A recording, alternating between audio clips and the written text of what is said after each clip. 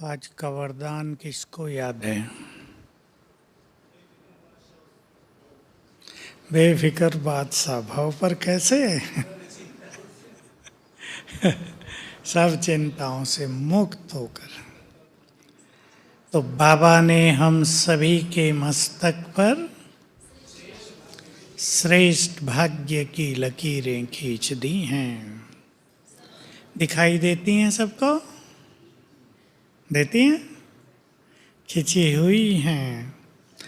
हम बाबा के पास जिस क्षण आए, सोया हुआ भाग्य तो जग गया था। अब भाग्य आगे बढ़ा रहे हैं दिनों दिन। मुझे एक बात आज याद आई। सवेरे किसी माता ने कांटेक्ट किया, छोटी सी उसकी समस्या, लेकिन बार बार बोलती थी, भाई जी मैं बहुत परेशान हूँ।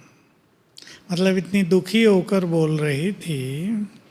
मंत्र बना लिया था उसने, मैं बहुत परेशान हूँ। मैंने उसको एक ही विधि बताई कि जैसे ये मंत्र तुमने बनाया है, अब से मंत्र बना लो, मैं बहुत बहुत भाग्यवान हूँ। अब ये उसके अंदर जा नहीं रहा था। भाग्यवान हूँ मैं? मैंने पूछा ज्ञान लिया है? 2.5 साल से लिया है। मुरली सुनती हो? हाँ। तो फिर मैंने उसे थोड़ा सा कन्विंस किया, तुम बहुत बहुत भाग्यवान हो। और ये सच है कि अगर मनुष्य इस स्मृति में रहने लगे, मैं पद्मा पदम भाग्यवान हूँ, तो अनेक समस्याएं खत्म होने लगेंगी। परेशान क्यों है मनुष्य? परेशानियां ज़्यादा नहीं हैं। क्या है ज़्यादा? सुरेश भाई, दोनों सुरेश हैं। सोचते ज़्यादा हैं। बात छोटी सी होती है, लड़का पढ़ता नहीं है ठीक से। परेशानी ज़्यादा है सोच सोच कर। इसलिए हमें अपने सोच को ठीक करने के लिए मुरलियों की इन सब बातों पर बहुत ध्यान देना चाहिए। तो आज हम चर्चा करेंगे, सभी इस चर्चा में हिस्सा लेंगे। कौन कौन सा भाग्य हमें प्राप्त है, कौन कौन सा भाग्य मिलने जा रहा है। क्या पूरे ही कल्प हम बहुत भाग्यवान रहे हैं? माताओं का क्या विचार है? पूरे कल्प हम बहुत बहुत भाग्यवान रहे हैं? भाग्यवान मनुष्य की पहचान। आप देखो, किसी व्यक्ति को बहुत लोग कहेंगे बड़ा भाग्यवान है। किसे कहेंगे? इंद्र प्रताप खुश है, संपन्न है, और अर्जुन संतुष्ट है। और कुछ सोचो, सब कुछ सहज मिलता है। कई लोग बहुत मेहनत करते रहते हैं, मिलता ही नहीं। और कई लोगों को सब कुछ सहज मिल जाता है। भाग्यवान वो है जिसका परिवार सुखी है, बच्चे चरित्रवान हैं। है या नहीं? धन भी बहुत हो, पद पोजीशन भी बहुत हो, लेकिन बच्चों का हाल बिगड़ा हुआ हो। मिलते हैं ऐसे अच्छे अच्छे लोग मुझे, अच्छी अच्छी पोस्ट पर। एक ही बच्चा है, बुरे संग में है, बेचारे माँ बाप भी खुश नहीं रहते, दोनों की बड़ी बड़ी पोस्ट हैं। तो ये श्रेष्ठ भाग्य की पहचान है। अब चिंतन करेंगे, हमें सबसे पहला और सबसे बड़ा भाग्य कौन सा मिला? भगवान। भगवान सोच के तो देखें, हमें सहज मिल गया ना, रोज मिलता है, खर्च नहीं करना पड़ा, मेहनत नहीं करनी पड़ी। हमने देखा, मैं अभी नॉर्थ की तरफ था, लौकिक की तरफ, बता रहे थे वहाँ की भी एक इष्ट देवी है जैसे यहाँ की अम्बा जी है। तो कहा एक माता लेटते हुए सीधा लेट के पलटी लेते हुए वहाँ पहुँचने वाली है। शरीर भी छिलता है उसका, लोग उसके साथ हैं। देखो, और वहाँ तो हिमालय में है, थोड़ा सा ऊपर है, कटीली जगह है, पथरीली जगह है, बरसात हो रही है, कीचड़ है, उससे वो ऐसे जा रही है। और हमें कैसे मिला? घर बैठे मिला। मिलने वाले के पास हमें नहीं जाना पड़ा, वो स्वयं हमारे पास आ गया। मुझे आज याद आ रहा था, वो भी तो सोचता है जो मेरे थे वो मुझे मिल गए। जैसे हम सोचते हैं वो हमें मिल गया, वो भी तो सोचता है जो मेरे थे वो मुझे मिल गए। हमारा ये परिवार कोई साधारण छोटी मोटी आत्माओं का परिवार नहीं है, इष्ट देव देवियों का परिवार। सोच के देखें कैसा सुंदर समय आया है जब सभी इष्ट देव देवियाँ द्वापर युग से जिनकी मान्यता, गायन, कीर्तन, पूजन रहा है, मंदिर बने हैं, वे सब इकट्ठे हुए हैं। पुनः उन्हें देवत्व प्रदान करने के लिए, पुनः उनमें शक्तियाँ भरने के लिए, संपूर्ण प्योर बनाने के लिए आ गया है ना सुप्रीम। तो पहला भाग्य जो किसी को नहीं मिलता, द्वापुर से किसी को क्षणिक दर्शन तो हुए होंगे, साक्षात्कार करा देता है बाबा। वो भी ज्योति का साक्षात्कार, उससे तो भक्तों को संतुष्टि नहीं होती। किसी को विष्णु के हुए, महादेव के हुए, फिर श्री कृष्ण के, राम के, और फिर अनेक शिव शक्तियों के, ये सब होते रहे। हमारा डायरेक्ट कनेक्शन हो गया है। केवल वो हमें मिला ही नहीं, जोड़ो एक शब्द और, हमारा होकर हमें मिल रहा है, हमारे जीवन में समा गया है वो। समझ रही बहनें सभी? मिला नहीं, केवल ये नहीं दर्शन दिए और लोप, हम खुश हो गए, भगवान को देख लिया। वो हमारा होकर हमारा साथी बन गया, हमारे जीवन में समा गया है। जब संसार को ये पता चलेगा, सोचो क्या होगा। लोग सब जगह जाना छोड़कर आपके ही चरणों में लेट जाएंगे, आपके चरण धो के पीने लगेंगे सचमुच। यन सरोवर, पांडव भवन, शांतिवन तो बाद में, ये दोनों स्थान महान तीर्थ बन जाएंगे। पता है यन सरोवर वालों को, ये महान तीर्थ बनेंगे। मिट्टी तो रही नहीं यहाँ, कहीं है थोड़ी बहुत इधर उधर, थोड़ी बहुत है बगीचों में उसको भी लोग खोद खोद के ले जाएंगे, क्योंकि ये सब वाइब्रेशंस कण कण में समा जाते हैं। इसी को तो लोगों ने भगवान की सर्वव्यापकता मान लिया। ये श्रेष्ठ वाइब्रेशंस, ये चेतनता, ऐसे अनुभव होंगे लोगों को। यहाँ का पानी पिया, रोग ठीक हो गए, मिट्टी ले गए, मस्तक पे लगा ली, ठीक हो गया सब कुछ। तो ये सुंदर समय अब हमारे सामने आ रहा है। दूसरा श्रेष्ठ भाग्य मिला है, बोला था आपने, श्रेष्ठ ज्ञान। इसकी भी तो हमें द्वापुर से तलाश थी।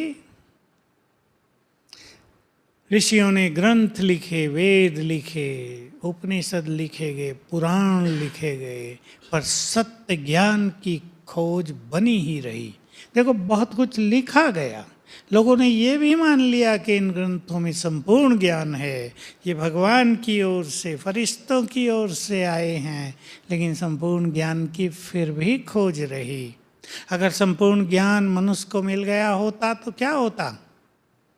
एक तो खोज न होती, रोज ये गायन न होता, मुझे अंधकार से प्रकाश की ओर ले चलो, मुझे असत्य से सत्य की ओर ले चलो, मुझे ज्ञान का तीसरा नेत्र प्रदान करो, हे प्रभु मुझे राह दिखाओ, ये सब ना होता।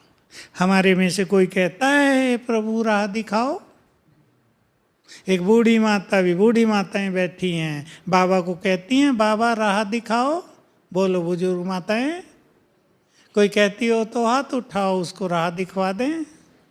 कोई नहीं कहती। देखो, जो बिना पढ़ी लिखी माताएं हैं उन्हें भी श्रेष्ठ ज्ञान मिल गया ना, सच्ची विद्या मिल गई, बड़ी पढ़ाई मिल गई, तीसरा नेत्र मिल गया, खोज चल रही थी। ये कोई कम भाग्य है कि संपूर्ण सत्य को हमने जान लिया, जीवन रोशन हो गया है, जीवन की राहें मिल गई हैं, गति सदगति अब खोज नहीं रहे, होगी या नहीं ये नहीं, निश्चित हो गई है। तो ये हमारा दूसरा भाग्य। तीसरा, हाँ, ये तो इन्होंने बहुत बड़ी बात कह दी। हम सब तो कहाँ बैठे हैं? बाबा के घर में। किसी को बड़ी नौकरी मिल जाए, बहुत अच्छा ऑफिस मिल जाए, आराम का काम मिल जाए, सैलरी बहुत मिलने लगे, वो भी भाग्यवान।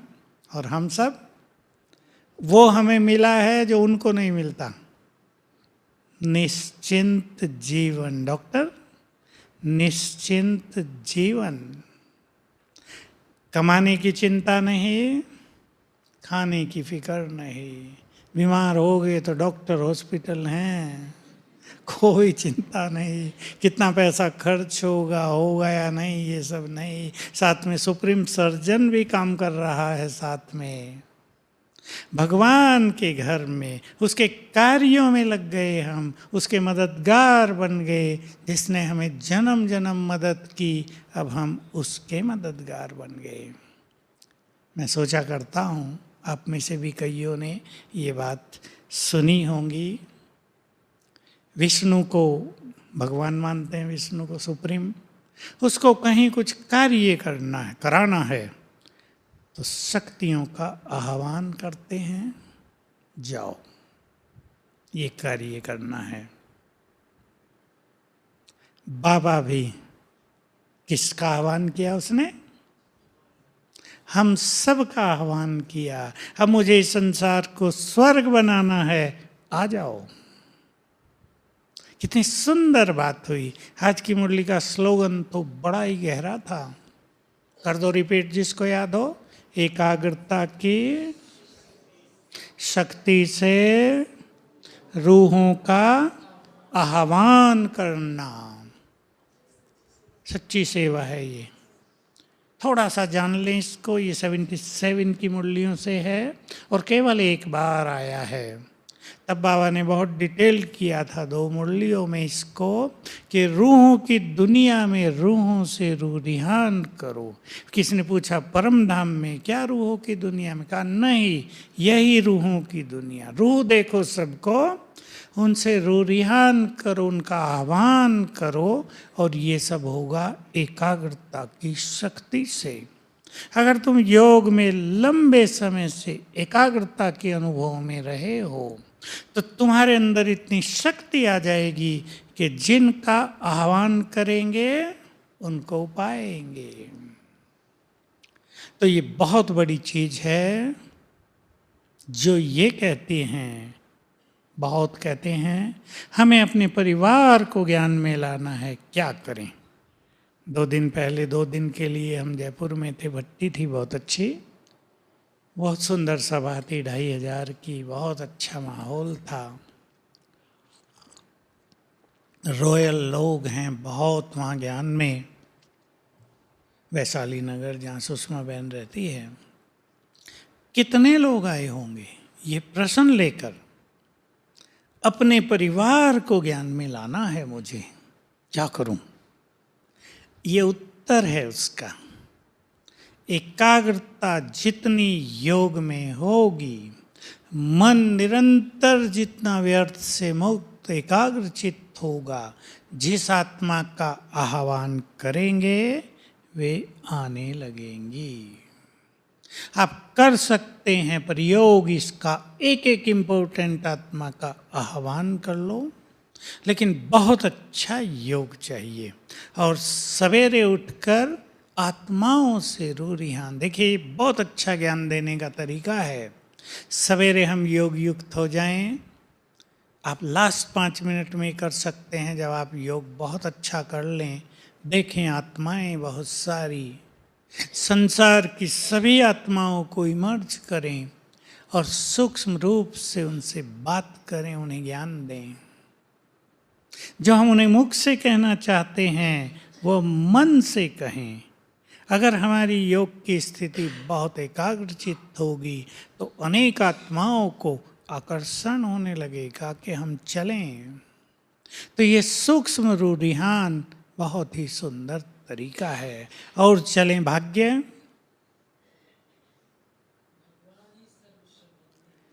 भगवान हमारा सर्व संबंधी बन गया और हमारे लिए क्या लाया? एक तो भविष्य की स्वर्ग की सौगात। बाबा कहते थे हथेली पर तुम्हारे लिए स्वर्ग लेकर आया हूँ। सिंधी में बोलते हैं तिरी पर स्वर्ग, हथेली पर स्वर्ग लाया हूँ। और इस समय सर्व खजाने और वरदान, सिद्धियाँ और शक्तियाँ सब कुछ हमारे लिए लेकर आए हैं। उन्होंने कह दिया मेरा सब कुछ तुम बच्चों के लिए है। ये बहुत बड़ा भाग्य हो गया ना हमारा। वरदान मिल रहे हैं। रोज सवेरे क्या होता है हमारा? प्रभु मिलन उठते ही।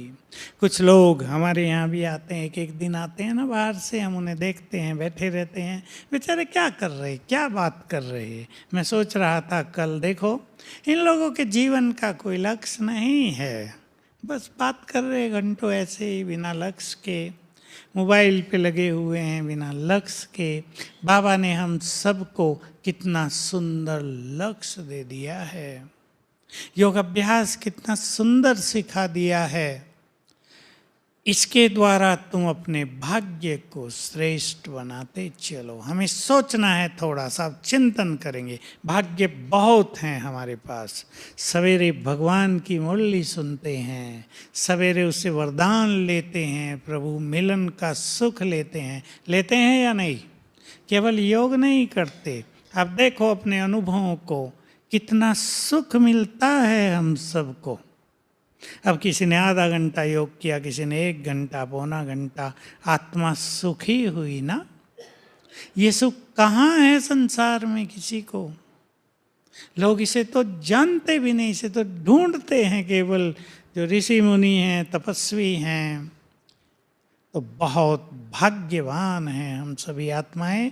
आँख खुलते ही भगवान मिलते हैं, सोते हैं तो भगवान सुलाते हैं। याद है, मैं वो बात बहुत सुनाया करता था, प्रभु पालना में पल रहे हो।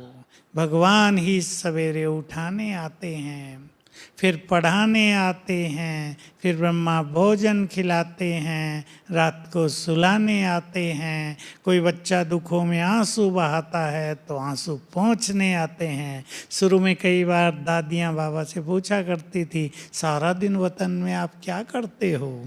मुरली में भी उत्तर है, आ गया शायद संडे की मुरली में। तो बाबा ने कहा, कितनी बार तुम मुझे बुलाते हो और कितने बच्चे बुलाते हैं? तो मैं तो आता ही रहता हूँ। देखो भगवान को भी कितनी भाग दौड़ करनी पड़ती होगी। बिजी है ना, सबसे ज़्यादा बिजी।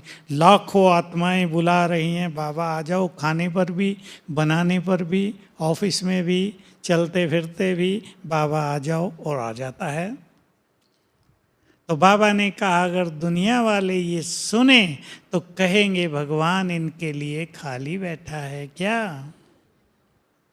और ये बहुत ही नशे की बात बाबा ने कही थी। तो उन्हें कह दो इस समय भगवान हमारे लिए खाली ही बैठा है। कितना बड़ा भाग्य है। राजस्थान की चीफ मिनिस्टर आपको कह दे, आपके स्टेट का चीफ मिनिस्टर, ये मेरा प्राइवेट फ़ोन नंबर है, जब भी कोई काम पड़ जाए रात दिन 24 घंटे, बस फोन कर देना, पहले तुम्हारा काम होगा। बोलो कैसा रहेगा दीपक? नशे से चलेंगे, चाल भी बदल जाएगी और सबको बताएंगे भी, चीफ मिनिस्टर ने ऐसा बोल दिया है हमें। लोग भी काम कराने आने लगेंगे, हमारा भी करा दो थोड़ा थोड़ा। भगवान से डायरेक्ट कांटेक्ट बाबा कहा करते थे। उन दिनों टेलीफोन नहीं थे, ये एसटीडी लाइन नहीं थी, तो आबू से और संगम भवन तक हम लोगों ने एक लाइन ली थी, उसको कहते थे हॉट लाइन। घुमाएंगे 3-4 बार और सीधा डायल होगा, देर नहीं लगती थी, उसको हॉट लाइन कहते थे। तो बाबा कहते थे तुम्हारा भगवान से हॉट लाइन का कनेक्शन है, मिलाओ, कनेक्ट हो गए। जो चाहे बात करो, जैसी चाहे रूरिहान कर लो, जिस तरह की चाहे मदद ले लो, सब कुछ अपने अनुकूल बना सकते हो। तो ये हमारे श्रेष्ठ भाग्य, सतयुग का भी भाग्य श्रेष्ठ। और विचार करना, जो बाबा मुरलियों में रोज हमें कहते हैं स्वदर्शन चक्रधारी बनो, रोज बाबा हमें याद ही तो दिलाते हैं। हमें महसूस होता है कि पूरा कल्प ही हम बहुत भाग्यवान रहे हैं। बहुत थोड़ी आत्माएं जिन्होंने ईश्वरीय आज्ञाओं का पालन यहाँ नहीं किया, उनके भाग्य में अवश्य कमी आई होगी। लेकिन जिन्होंने यज्ञ के लिए बहुत श्रेष्ठ कार्य किए, सबने देखो कितने बैठे हैं, जीवन अर्पित कर दिया। ये छोटी बात नहीं है। संसार की सभी इच्छाएं छोड़ देना, अपने लिए कुछ भी न चाहना, सब कुछ सेवाओं में लगा देना, यज्ञ को सफल करने में लगे रहना, ये छोटी बात नहीं है, ये अपने में भी भाग्य है। तो पूरा कल्प हम बहुत भाग्यवान रहे हैं। अब थोड़ा सा चिंतन कर लें, हमें अपने भाग्य को सर्वश्रेष्ठ बनाना है, क्या क्या करें? बोलो मेजर साहब। भाग्य को सर्वश्रेष्ठ बनाना है। किसी भी जन्म में भाग्य की कमी न रहे। सूक्ष्म चीजें हैं।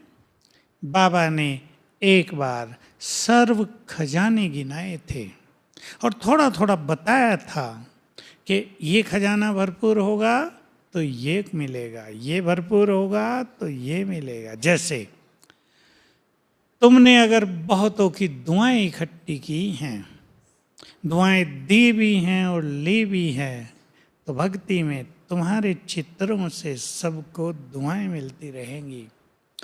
तुमने यदि सर्व शक्तियां जमा की हैं तो अनेक बार सत्ता मिलेगी। सत्ता समझ गए, राज्य मिलेगा। अगर तुमने अपने को गुणवान बनाया है तो जन्म जन्म संबंधों में सुख मिलेगा। अगर एक के प्यार में स्वयं को मगन किया है तो जन्म जन्म संबंधों में प्यार मिलेगा। ये बड़ी सूक्ष्म गति है। तो पहला भाग्य हमारा बनता है रोज सवेरे, और सभी सेवाधारी भी जो भाई बहनें आए हैं, कल से अच्छा अभ्यास करेंगे। सूक्ष्म लोक में जाकर बाबा की दृष्टि लेंगे, अभ्यास करेंगे। बाबा ने अपना हाथ मेरे सिर पर रख दिया और स्मृति दिलाई, बच्चे तुम पद्मा पदम भाग्यशाली हो।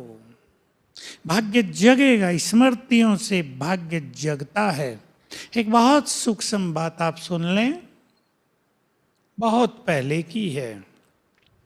संकल्प की एनर्जी ही भाग्य की एनर्जी है। बड़ी सूक्ष्म बात है। तब तो हमारी भी समझ में नहीं आई थी, हमने अंडरलाइन जरूर कर दी थी ये लाइन, और अलग से लिख ली थी कि इसके रहस्य को तो जानना है। हम पूछा भी करते थे, लेकिन शायद किसी को भी पता नहीं था तब। जितनी संकल्प की शक्ति हम जमा करेंगे, उतना ही भाग्य श्रेष्ठ बनता जाएगा। एक सूक्ष्म चीज पे सभी ध्यान दें। परमधाम में जब हम सभी आत्माएं रहती हैं, हम सभी संपूर्ण हैं। गहरी बात है, जरा ध्यान देना, अनेक राज इससे समझ में आ जाएंगे। हम सभी संपूर्ण हैं, लेकिन संपूर्णता की डिग्री सबकी अलग अलग है। 100 नहीं, 100 शिव बाबा, 99 ब्रह्मा बाबा, 98 ममा, और फिर रस रतन 90 के आसपास विजयी रतन, 80 से 90, उसके नीचे फर्स्ट क्लास आत्माएं। जो अब आत्माएं आ रही हैं उनकी डिग्री 10, 12, 15। जैसे आपके पास 10 कंटेनर हो, कंटेनर समझते हैं ना, बॉक्स जैसे, जिसमें दूध भरा जाए। आपने 10 के 10 में दूध भर दिया। एक है 5 लीटर का, दूसरा 3 लीटर का, 2 लीटर का, 1 लीटर का, आधे का, आखिरी वाला 100 ग्राम का। सभी फुल हैं, लेकिन सबकी मात्रा अलग अलग है। यही स्थिति आत्माओं की है। तो जिसकी डिग्री जो है, इस संसार की स्थिति उसके अनुसार जब होती है तो वो आत्मा नीचे उतरती है। जिसकी डिग्री 50 है, 30 है, 20 है, अब 20 डिग्री वाली आत्मा सतयुग के आदि में नहीं उतरेगी। प्रकृति उसको रिसीव ही नहीं करेगी, वापस भेज देगी। तो ये बहुत सुंदर रहस्य है। इस ड्रामा में सबको अलग अलग पार्ट क्यों मिला, किसने दिया, भगवान ने दिया क्या? भगवान ने नहीं, हर एक ने अपनी अपनी डिग्री, अपनी अपनी योग्यताओं के अनुसार पार्ट लिया है इस विश्व के ड्रामा में। तो हम सभी हीरो एक्टर हैं। सवेरे उठकर हम ये याद करेंगे। भाग्य की दूसरी पहचान होती है श्रेष्ठ बुद्धि का होना। ठीक बात है या नहीं? जिसके पास बुद्धि बहुत अच्छी है वो बहुत भाग्यवान है। जिसके पास कम बुद्धि है, स्टूडेंट्स को देखो, जो हल्के नंबरों से पास होते हैं उनकी खुशी और नशा और गर्व, और जो बहुत अच्छे नंबरों से पास होते हैं उनके चेहरों की चमक अलग अलग होती है। ये ज्ञान हमारी बुद्धि का निर्माण करता है। ज्ञान का चिंतन जितना हम करेंगे, ज्ञान को जितना हम अपना विजडम बनाएंगे, विवेक, उतनी हमारी बुद्धि डिवाइन रिफाइन होती जाएगी, और ये बुद्धि जन्म जन्म हमारे साथ चलेगी। तो बहुत सुंदर विधि, इसलिए बाबा बहुत ज़्यादा महत्व देते हैं पढ़ाई को, इस ज्ञान को। ये ज्ञान का चिंतन हमें चिंताओं से भी मुक्त करेगा, हमारे विचारों को भी महान करेगा, हमारी श्रेष्ठ बुद्धि का निर्माण भी करता है। तो बहुत ध्यान देंगे। मुरली का चिंतन परम आवश्यक है। चिंतन का अर्थ कुछ नई पॉइंट निकालना नहीं, समझें। चिंतन का अर्थ समझ लें, बाबा की 2-4 बातें रोज की मुरली से याद रहें।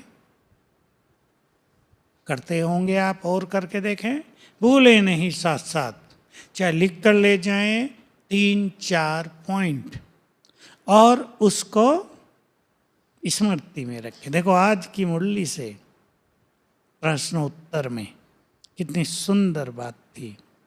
जिन्होंने कांटों से फूल बनाने की बहुत सेवा की है, यानी जो बाबा के कार्यों में बहुत मददगार रहे हैं, अंत में बाबा उनकी बहुत संभाल करेगा, उन्हें बहुत सुख देगा अंत में। ये बहुत गहरी बात है, छोटी बात नहीं। एक और संसार में हाहाकार बाबा की मुरली में आ रहा है, ये धरा कब्रस्तान बन जाएगी। एक और यहाँ त्राही त्राही होगी, लेकिन बाबा अपनी महान आत्माओं को, भाग्यवान आत्माओं को कुछ को स्वर्ग में दिखाया करेगा सब कुछ को सूक्ष्म वतन में रखेगा, किसी को बहुत दिव्यता प्रदान कर देगा, किसी को बहुत शक्तियां दे देगा, किसी वरदान से सुसज्जित कर देगा, भिन्न भिन्न साक्षात्कार कराता रहेगा। और बाबा कहते हैं जो ऐसे बच्चे होंगे उन्हें पता ही नहीं चलेगा कब में विनाश हो गया। वो कुछ देने में लगे रहेंगे, वाइब्रेशंस देने में, और कुछ ये साक्षात्कार की धूम चलती रहेगी। तो ऐसी बातों को याद रखना चाहिए, भूल जाना चाहिए? ऐसी बातें याद रखेंगे, वरदान की बात याद रखेंगे। बेफिक्र बनना सबसे बड़ी बादशाही था ना मुरली में। बादशाह कोई और चिंताओं में जीवन बीतता हो उसका, तो वो कहेगा इस बादशाही को छोड़ो भाई, सुखी जीवन चाहिए मुझे। तो स्लोगन कितना सुंदर और गुह्य है। ऐसी 3-4 बातें रोज याद रखेंगे, स्वतः ही उस पे बुद्धि चलती रहेगी। ध्यान से सुन ले माताएं भी, जिस पे बुद्धि चलेगी वो ज्ञान का सार बुद्धि में समाता जाएगा और वो बन जाएगा हमारा विवेक, वो करेगा हमारी बुद्धि का निर्माण। इस तरह जो लोग व्यर्थ के चिंतन में रहते हैं तो व्यर्थ सार रूप में बुद्धि में समाता रहता है, बुद्धि को डैमेज करता रहता है, नष्ट करता रहता है। मैं सभी को ये बात भी कहूँगा, माताओं को पहले खास, सबको नहीं, जो इस चीज़ से ग्रस्त हैं, जो इस चीज़ में रह जाती हैं, इस जीवन में कुछ भी बोझ लिए लिए नहीं रहें। कई आत्माओं पर कोई ना कोई बोझ हर रोज रहता है, तो बेफिक्र बादशाह तो बन ही नहीं पाते। आज बहू ने ये कह दिया है, सारा दिन उसका बोझ लिए घूम रहे हैं। डॉक्टर ने कह दिया ये बीमारी तो बहुत सीरियस है, अब कठिन काम है।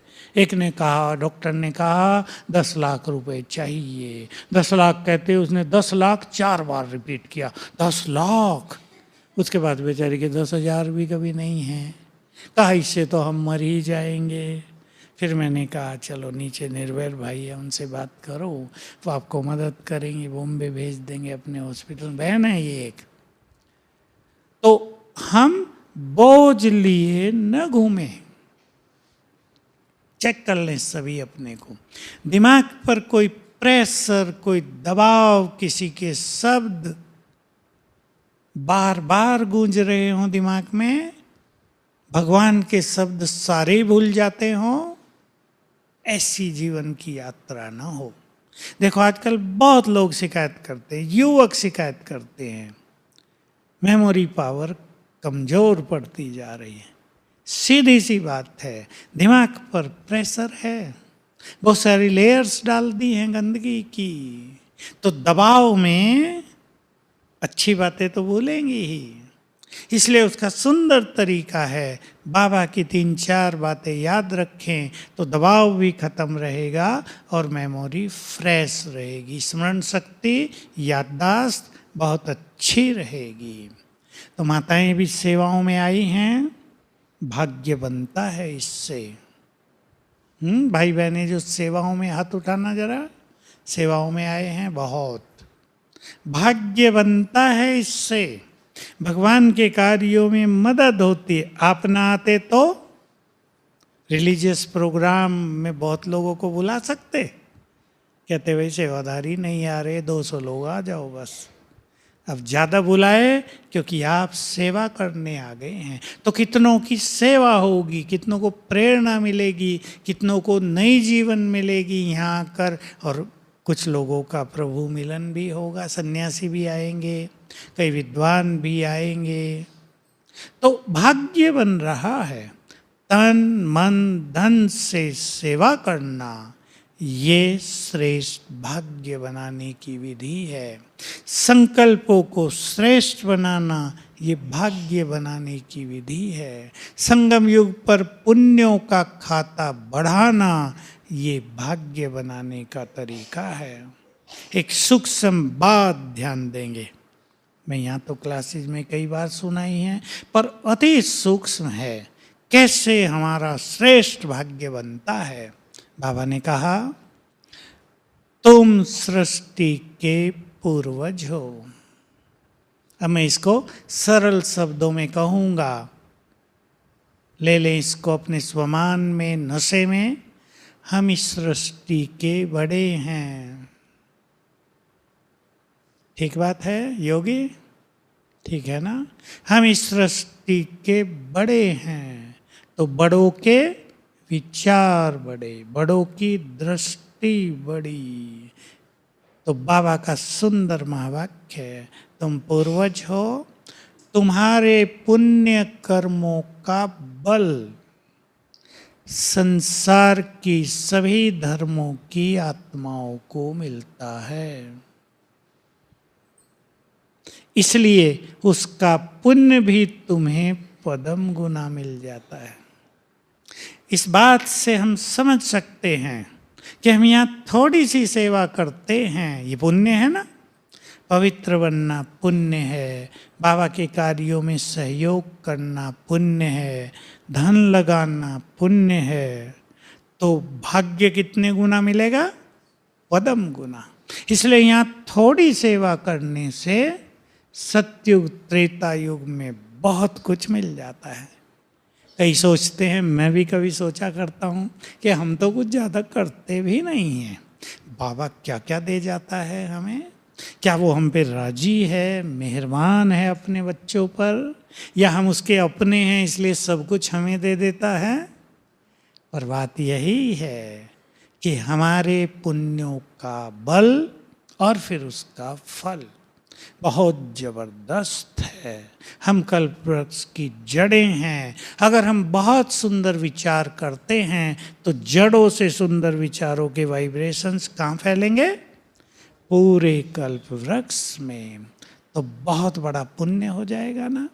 तो हम भाग्य की रेखाएं खींच रहे हैं, सबके मस्तक पर श्रेष्ठ भाग्य की रेखाएं चमकती रहें। चमकती हैं, हमें पता चले या न चले। लोग बाहर से आते हैं, देखते हैं ये लोग बहुत मुस्कुराते हैं, खुश रहते हैं, इनके जीवन में प्रसन्नता है या नहीं? कुछ अलग है जीवन यहाँ का। तो ये श्रेष्ठ भाग्य की निशानी है ना। संसार में तो हर व्यक्ति, चाहे वो करोड़पति हो या उसके भी आगे हो, चिंताएं लिए घूमते रहते हैं, डर लिए घूमते रहते हैं, बीमारियां लिए घूमते रहते हैं। और आजकल सबसे बड़ी चीज़ हो रही है, संबंधों का कष्ट लिए घूमते रहते हैं। 4 लोग हैं परिवार में, चारों की बनती नहीं है, कष्ट ही कष्ट है। तो बाबा ने हम सबको ये सर्वश्रेष्ठ भाग्य दिया है ना नशा। भगवान के घर में आ गए, भगवान को इन आँखों से देखते हैं। कितनी बार देखा है उसका आगमन। मैं तो याद किया करता हूँ, हिस्ट्री हॉल से लेकर ओम शांति भवन। ओम शांति भवन में तो बहुत सुंदर होता था मेडिटेशन हॉल, फिर नीचे हजारों हजारों की सभा, क्या सुंदर वाइब्रेशंस होते थे। सबको अनुभव है ना, कितनी गहरी शांति। और शांति नहीं, परम आनंद। जो अध्यात्म की सर्वोच्च स्थिति है, वो वहाँ 25-30 हजार भाई बहनों को प्राप्त होती थी बाबा के आने से। तो ये हमारे श्रेष्ठ भाग्य की निशानी है। हमारी आँख भी तृप्त हो गई ना, नयन भी तृप्त हुए, कान भी भगवान के वचन सुन सुन कर तृप्त हुए, जीभ भी क्या खा के तृप्त हुई? ब्रह्मा भोजन खा खा के और टोली खा खा के तृप्त हुई या नहीं? अमृत पी पी कर चित्त तृप्त हो गया। तो ये संपूर्ण संतुष्टि हमारे श्रेष्ठ भाग्य की निशानी है। तो याद रखेंगे, मेरे जैसा भाग्यवान, तो भाग्य का सितारा चमकने लगेगा। ये परेशानियाँ, चिंताएं सब पीछे छूट जाएंगी। उनका ज़्यादा चिंतन न करके इन चीज़ों का चिंतन करेंगे तो बेफिक्र बादशाह बन जाएंगे। ओम शांति। अभी हम सभी बेफिक्र बादशाह सुप्रीम बादशाह से योग लगाएंगे जो हमें बादशाह बनाने आ गया है।